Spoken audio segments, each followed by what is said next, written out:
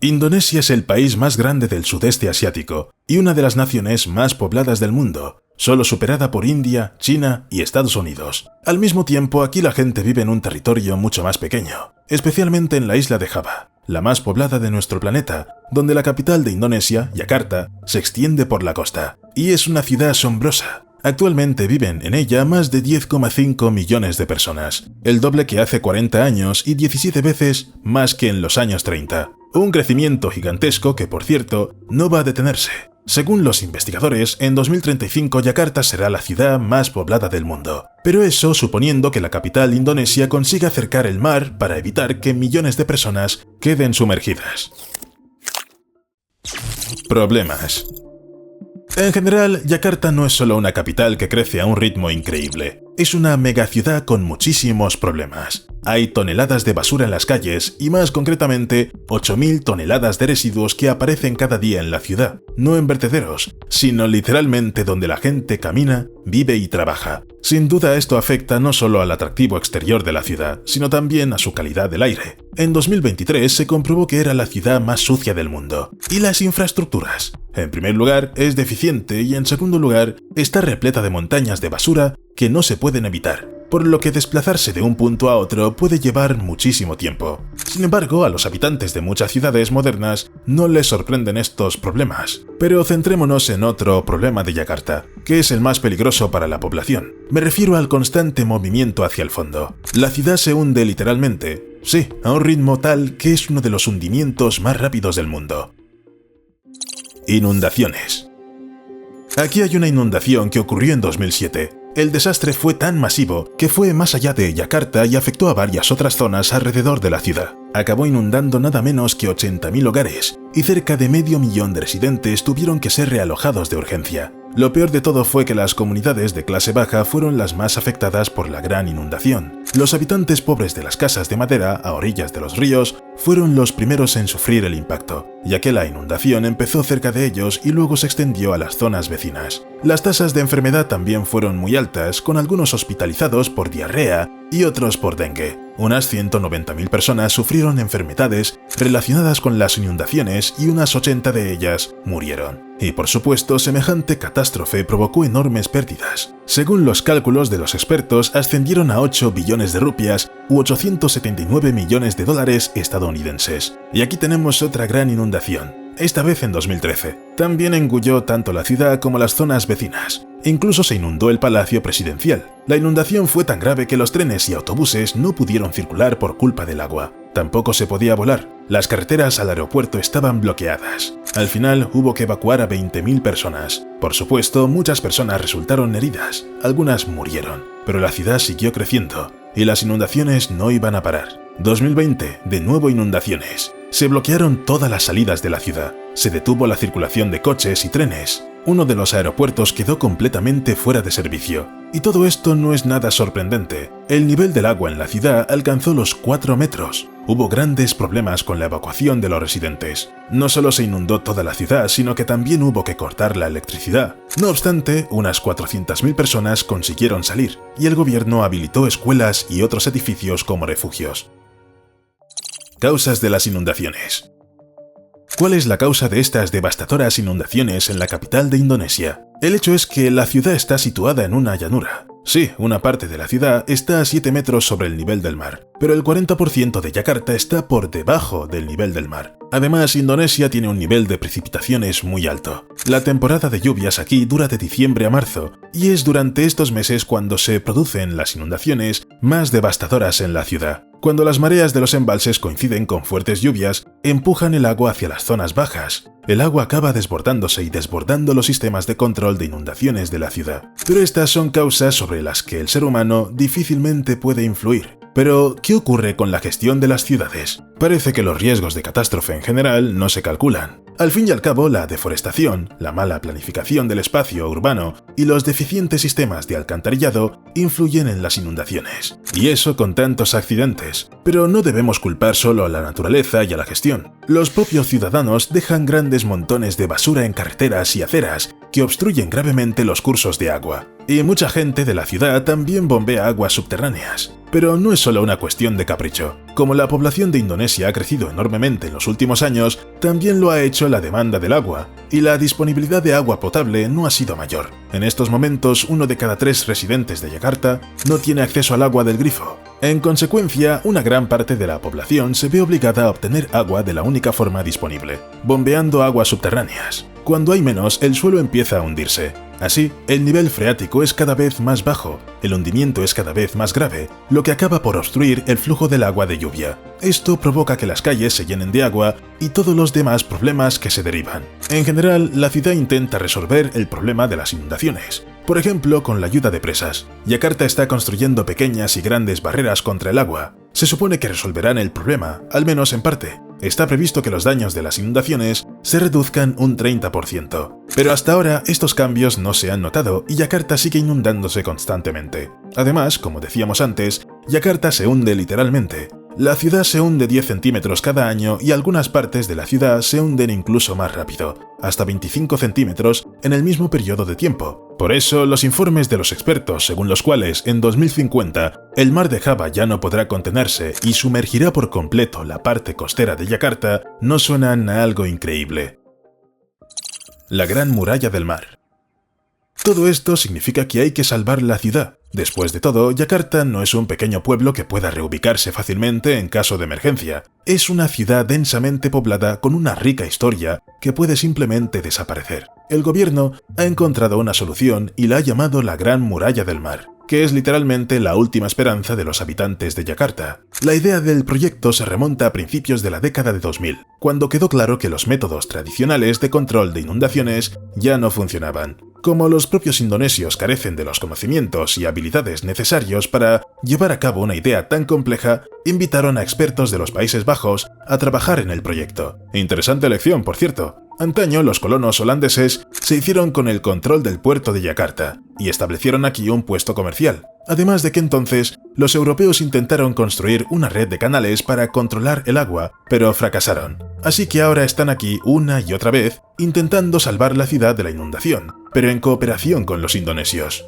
La planificación del proyecto comenzó en 2008, pero las obras reales para llevar a cabo la primera fase, mejora del estado de los diques existentes y construcción de otros nuevos, no empezaron hasta 2014. Por cierto, el proceso se puso en marcha tras la firma de un acuerdo entre el gobierno indonesio y empresas internacionales, a las que más tarde se sumaron Japón y Corea del Sur. En definitiva, salvar Yakarta de convertirse en la Atlántida corrió a cargo de quienes realmente saben defenderse de los elementos, cada vez más numerosos. Pero repito, esto es solo la primera fase. Echa un vistazo a cómo se supone que será la zona costera de Yakarta en el futuro. En una palabra, grandiosa. Según el plan, parte de la bahía quedará aislada del mar por un gigantesco muro de 32 kilómetros de ancho, una protección contra posibles tsunamis y la subida del nivel del agua. En el interior, se crearán grandes lagunas para amortiguar el caudal de los 13 ríos de Yakarta, lo que contribuirá a reducir los problemas de inundaciones existentes. Además, está previsto que la propia muralla sea el centro del desarrollo urbano. Oficinas, viviendas, zonas verdes, todo ello se ubicará justo encima de la presa. Y además, en su interior se construirán 17 islas artificiales con todas las infraestructuras, lo que dará la oportunidad de acoger a unos 2 millones de personas. Y cultura. Todo el proyecto tiene la forma de Garuda, un ave mítica de gran tamaño y símbolo nacional de Indonesia. Quienes hayan visto la isla Sentosa de Singapur o Palm Jumeirah, en Dubái, encontrarán el proyecto extremadamente familiar. Es bastante lógico que los autores de la solución indonesia, con un coste estimado de 40.000 millones de dólares, se inspiren en esos proyectos a gran escala. En general, el plan de recuperar tierras y crear 17 islas fue propuesto por el presidente Suharto a mediados de la década de 1990, pero el proyecto se congeló rápidamente tras la crisis económica asiática. Ahora el concepto ha evolucionado hacia la creación de una nueva y colosal ciudad costera, conectada por puentes y carreteras que forman un nuevo barrio urbano.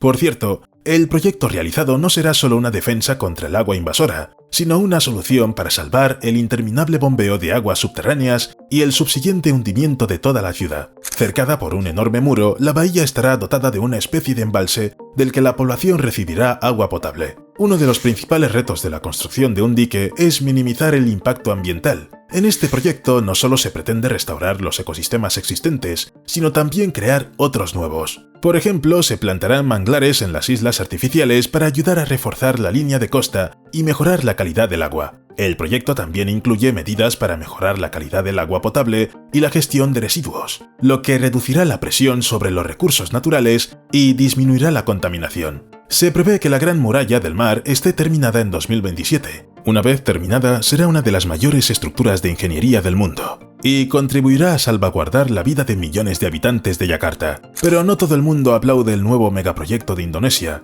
Muchos expertos sostienen que es ridículo e innecesario y que además podría causar un desastre medioambiental y social. Uno de los principales desastres es el desalojo forzoso de comunidades pesqueras que durante años han vivido junto al agua y vinculado directamente su vida a ella. Otros sostienen que el muro erosionará las islas de la parte occidental de la bahía de Yakarta, destruirá el arrecife de coral, hará que el agua contaminada se estanque y acumule sedimentos detrás del dique, y ya no se producirá el proceso natural de limpieza. Muchos temen incluso que el proyecto aumente por completo el riesgo de inundaciones. Sin embargo, lo que es innegable es la necesidad de actuar urgentemente, ya que todo el mundo está de acuerdo en que la inacción es la peor opción en la situación actual.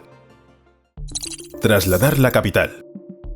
¿Y si tomamos Yakarta y la trasladamos a otro lugar para evitar todos estos problemas de inundaciones? Es posible. No literalmente, claro, pero Indonesia tiene planes para trasladar la capital de una ciudad que se hunde a otra. La futura capital recibió el nombre de Nusantara, que puede traducirse como archipiélago. La cuestión del traslado de la capital comenzó a tratarse activamente en 2017, y en 2019 el jefe de Estado, Joko Widodo, anunció estos planes a la opinión pública. Ese mismo año se determinó el lugar de construcción de la nueva ciudad, la provincia de Kalimantan Oriental, en la isla de Borneo, que Indonesia comparte con otros dos países, Brunei y Malasia. Se insistió en que se tuviera en cuenta la favorable situación sísmica y ecológica de este territorio. La construcción de la ciudad ya está muy avanzada. 100.000 trabajadores de toda Indonesia fueron enviados a Nusantara en 2022, pero ni siquiera eso fue suficiente. Así que el presidente pidió enviar otros 50.000 o mejor 100.000 trabajadores a la ciudad. Pero a pesar de la grandiosa construcción, hasta ahora no hay ni infraestructuras normales ni buenas carreteras,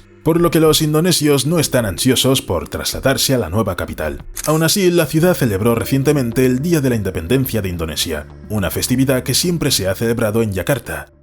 Joko Widodo incluso pasó la noche en el nuevo palacio presidencial, pero luego admitió sinceramente que no durmió bien. Los planes para la ciudad son realmente grandes. Nusantara será respetuosa con el medio ambiente, neutra en emisiones de carbono y construida con las últimas tecnologías. Está previsto que la ciudad sea lo más verde posible, además de un jardín botánico y un centro de investigación forestal. Según la idea de arquitectos y urbanistas, será fácil moverse por la ciudad a pie y en transporte público. En el territorio de más de 2,5 mil kilómetros cuadrados habrá un gran barrio de negocios e infraestructuras comerciales. En general será un lugar de residencia moderno para gente moderna. Pero ¿cuándo podremos ver esta progresiva ciudad florecente? Es un gran misterio. Hasta ahora nadie dice la fecha exacta del final de la construcción. La nueva capital, en la que solo según datos oficiales se gastarán al menos 32.000 millones de dólares, está, por decirlo suavemente, en el limbo. Un proyecto de tal envergadura e incertidumbre provoca, obviamente, un gran descontento tanto por parte de las autoridades como de los ciudadanos de a pie. En primer lugar, plantea dudas sobre la conveniencia de los costes,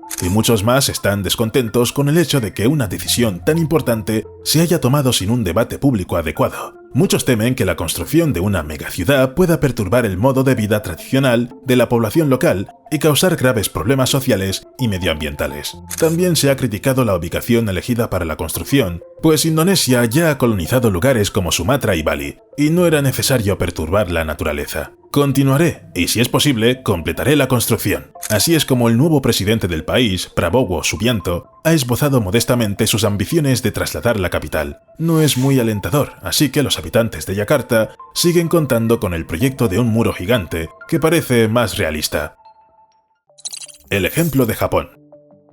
Y mientras Yakarta construye su muralla y decide qué hacer con la capital, echemos un vistazo a otro ejemplo de maravilla de la ingeniería, la Gran Muralla de Japón. ¿Conoces los acontecimientos de 2011? Si no es así, te lo contaremos brevemente. Japón fue golpeado por un tsunami masivo que causó una enorme destrucción y pérdida de vidas. Por supuesto, nadie quería repetir tales acontecimientos, y las olas más pequeñas perturban el país del sol naciente con bastante frecuencia, por lo que se decidió defenderse con una enorme muralla. Esta enorme estructura se extiende 396 kilómetros desde el norte de la prefectura de Iwate hasta la de Fukushima, literalmente un enlace de hormigón entre ambos territorios. La altura del muro construido alcanza los 15,5 metros en algunos lugares, ya suficiente para proteger a la población de la mayoría de las olas. Sin embargo, nadie vive realmente bajo la ilusión de que la barrera salvará de todo en absoluto. La idea que subyace a la construcción de un dique de este tipo es simplemente ralentizar la aparición de una ola mayor, al menos durante unos preciosos minutos o segundos que, como creen muchos expertos, no fueron suficientes para las muchas personas que murieron en 2011. Sí, un muro así protegerá, sí, retendrá el agua, pero hay gente que está realmente en contra del muro. Dicen que esta construcción destruye la conexión humana con el mar. También hay un argumento más fuerte. Debido al muro, la gente simplemente no podrá notar los cambios en el carácter del mar que anuncia el tsunami. Pero seguimos pensando que los muros masivos son mucho más importantes que la conexión con la naturaleza, porque están en juego millones de vidas humanas.